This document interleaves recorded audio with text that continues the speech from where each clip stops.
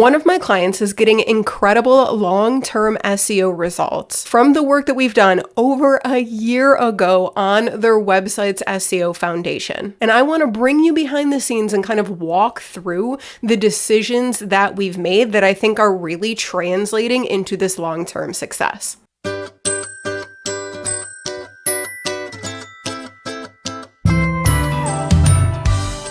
What's up, y'all? Welcome back to my channel. If you're new around here, I'm Mariah from MariahMagazine.com, and on this channel, I help simplify things like SEO, websites, tech, and I dive into tools and recommendations to help you grow your online business in a way that works for you. So in today's video, we're going to go behind the scenes of a previous client's project. And so behind the scenes content is something that I'm always getting asked for from my newsletter subscribers. Every time I send out a survey, they're just like, I wish that I knew more about like what you're doing to get client results and all of that. And so that's what this video is for. But I do want to give a little bit of context here. So this client has not hired another SEO consultant or anything like that. I have not touched the back end of their website since last year.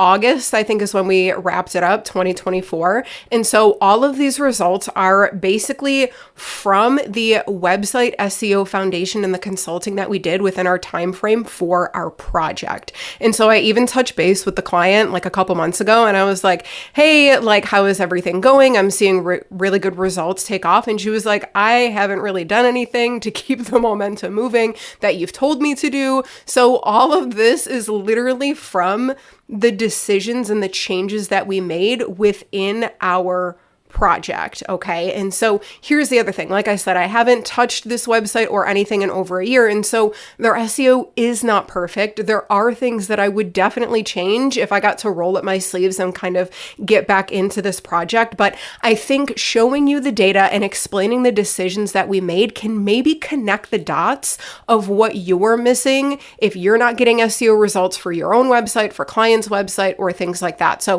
hopefully me taking you behind the scenes, word vomiting and explaining my thought process behind things can help you get the SEO results that you are craving as well. Okay, so we're just going to take a look at their SEO results using Semrush. I don't really want to dive into their first party data. That's their stuff, but we can use Semrush to be able to see the third party like public data. Okay, so the very first thing is their domain authority score is now at a 19. When we first started working together, it was at a 7. So it is more than doubled, which is incredible. And then we can see how much organic search traffic their domain name, their website is getting, this is so much more than they were getting before. So I actually pulled up their current SEO keywords from back in February 2024. And this is what it looked like. They were not getting very much traffic. These were all the keywords that their website was being associated for. So it's 13 keywords, and they were only getting about 11 people a month, according to Semrush, back in February 2024. So this number right here is absolutely bananas. And then if we scroll down here, we'll be able to see like the long-term data and kind of how it's trending over a period of time. So they signed on with me back in February 2024, and then we ended up wrapping up their project in August 2024. And so something happened in the meantime there. So in the beginning, when we were doing like an SEO audit, we're doing keyword research, we're doing competitor analysis, we didn't really make any changes to their old website. But then we started to, after we kind of planned out an SEO strategy and we did keyword research and we did keyword mapping and clustering and all of that fun stuff. And then once we kind of got into that and we started making changes to their old website, my client was kind of like, I feel like I want a new website that's really created around this SEO strategy. So she went to work creating that website based on the information that we were finding through all of the data and everything like that. And so the new website launched in, I think it was like middle of July. And then, like I said, we wrapped up our SEO project in August. And so we can see all of this, and like we can scroll down and see all of these organic keywords. Like once they launched that new site, it was like sailing upwards. Like this is so incredible. And you know, what's cool is I'm actually going to be able to show you their old site and their new site because it's still accessible. So I would say that the biggest shift that happened is that my client went from having a Wix website to a Squarespace website. Now, I'm not saying that Wix is absolutely awful for SEO. There's a lot of nuance here, but when we moved from from Wix to Squarespace, they just had more of a strategy to create their website around. So I don't know if it's necessarily platform specific, but I did want to mention that. So let's actually click into their organic search traffic just so we can get a little bit more granular with things. So the cool thing when it comes to like checking the ROI of SEO work, since it's organic, it can be a little hard to track aside from like having something on your contact form that's like, where did you find me? And then people like choose Google or tell you Google. It's kind of hard to track things. And so this is a really fun metric in Semrush. And so this is traffic cost.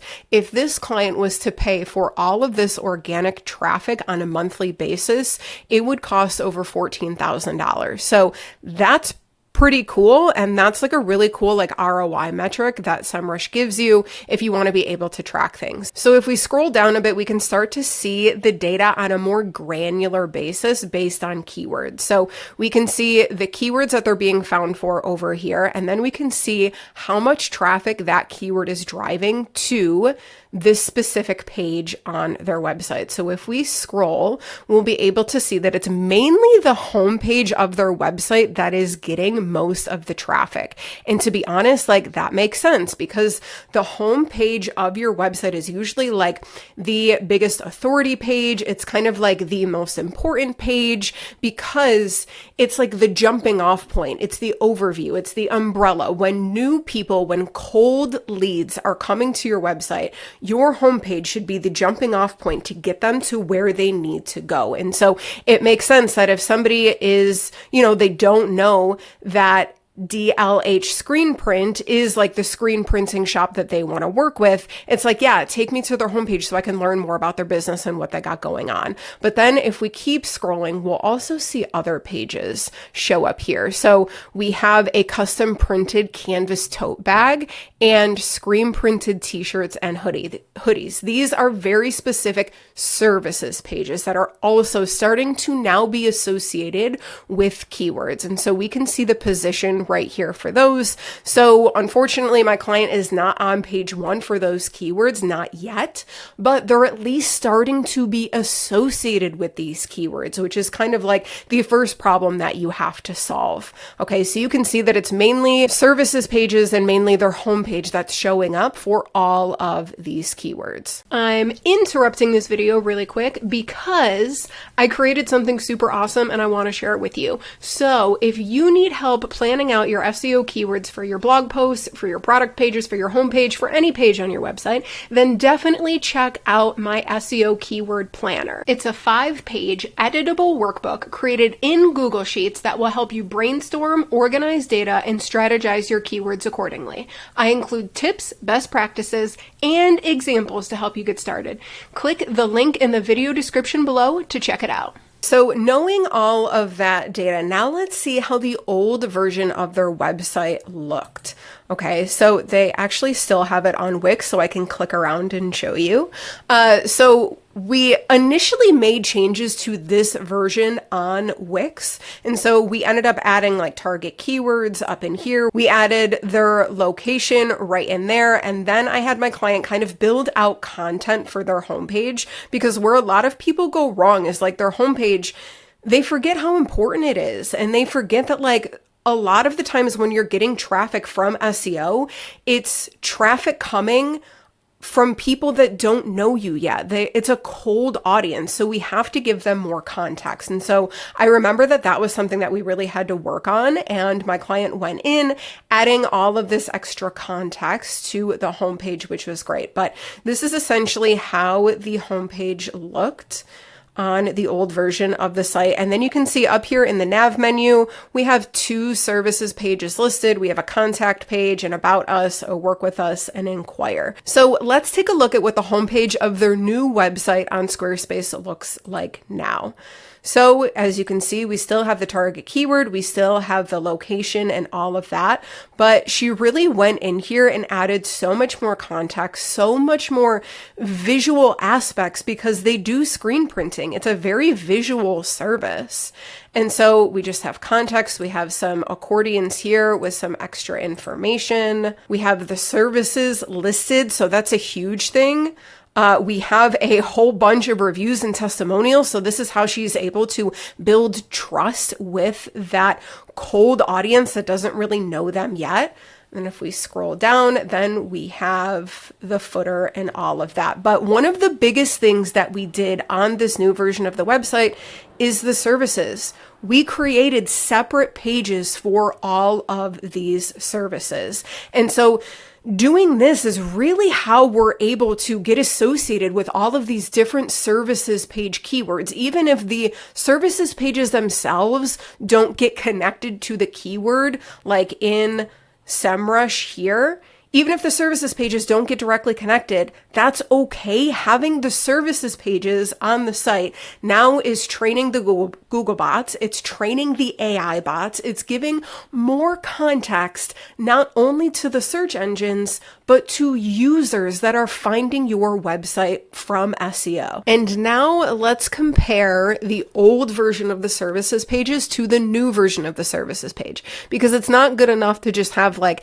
an option drop down in the services and then you land on the site and there's not very much information. Okay, so here is an example of how their old services pages look like. They had a image over here to the left, and then they had just like a couple of sentences about the service, and then they had a ready to work with us. So this doesn't really give a lot of information. And so here's the thing that we have to keep in mind when it comes to SEO. In order to get on page one, you have to be the best solution to the problem, and you have to kind of prove it to search engines. And how you do that is by building pages that are valuable and building pages that have more context. So after working on SEO, here's an example of what their services look like on their new page. So if we scroll, like already, this is like way more content than they had before. And then they have previous projects and like portfolios built in there. They have FAQs for people. They have their process of like how it works and their values and all of that. And so all of this information, it helps the user not only understand your service better, but now they trust you more because you're giving them more context. Okay. And then you're also, like I said, giving the search bots a lot more context too. So to be honest, if I had to narrow this down into like, what do I think was the biggest game changer in terms of these long-term sustainable SEO results, I think it's creating like kick-ass services pages for the specific keywords and the specific solutions that they offer their clients. I just think that this is so helpful on so many levels. And then the other thing that I wanted to show is that now on the new version of their site, they have custom SEO titles and custom meta descriptions for their homepage and for all of their services pages and all of that. When I know that previously when we did an SEO audit, they weren't customizing the SEO title or the meta description for their homepage. And so I knew that they definitely weren't doing it for services pages. So the SEO title and the meta description are just really good places to give context clues to Google and to users about what your page is about. So I think that that definitely helps Google better understand what their website is, who their people are, and what services they offer. And then another thing that we did is we kind of cleaned up the URLs of pages. So here's an example right here. It's contact-5. So the URLs of the different pages on this client's website were a little messy because a lot of the times when you're DIYing your website and stuff like that, you can go and like copy the page. And then oftentimes like that URL of that copied page, if you're not careful, that can say copy or that can have a number in it. And then it just kind of looks really messy. And so cleaning up the URLs, making sure that we have the target keyword in there and making sure that the URL makes sense for the page. That was another back end thing that I think really helped give more context clues to the Google bots. And then the final thing that I want to point out and kind kind of dive into is that my client started taking the Google business profile pretty seriously. Okay, so here is how the Google business profile looks, and you can see like their overview and like their about. It's not that detailed, to be honest, but they started really driving Google reviews. They started filling out the products in their Google business profile and the categories and all of that, and they just started taking it a little bit more seriously. They started adding photos, and so Google really likes it when you play their game a little bit. And so if you are a local business and you're allowed to have a Google business profile, because not all business types are allowed to have one, but if you do, take your Google business profile seriously. Like, this is a huge reason why I think that they're getting sustainable results, is because Google not only understands their business way more from all of the context and the keywords that we have on their website, but it's also understanding it more because they're filling out their Google business profile. So the more that you can give Google context clues from your website, from your Google business profile, from your social media, all of that adds together. And so when you take it seriously, now Google can take a look at your website and be like, wow, these people must be a really great solution to this problem. And then you will start to show up in the top search results for the keywords that you want. But you can't just show up on Google because you want to. You have to prove it to these search engines, to these bots, to these AI bots, and all of that are crawling your website. You have to give context, you have to build trust, and you have to kind of like elaborate on what you offer, why you offer it, what the process is. Like, that's really, I think, a huge game changer, is giving more details to your people, especially keeping in mind that like a lot of these people that are going to find your website from SEO are cold traffic. They don't know about you yet. And so really taking the time to do those things, I think, was the main things that are really driving that sustainable success. And so if I had to consult with this client now, I would definitely have them go in and really start creating helpful blog posts.